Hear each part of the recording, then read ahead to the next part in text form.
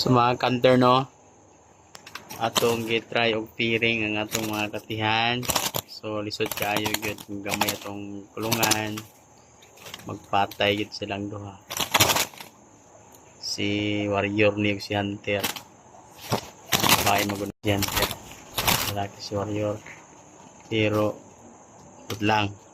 Wala ato lang ning bistingan kung magpiring gini silang duha kay sa mga katihan nga atong i-breeding tugay padjud kaya na sila mag amigo nga isugpuro ni sila kini si Hunter muna akong 11 years kini si Warrior mo niyang 3 years old.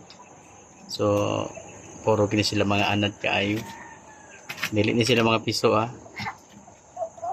kasi mingon na pod mo kung anad piso dayon, kung orange og tiil piso dayon, dili pwede nga kinulong ni sila, di pwede nga wa sila mabulat sa init.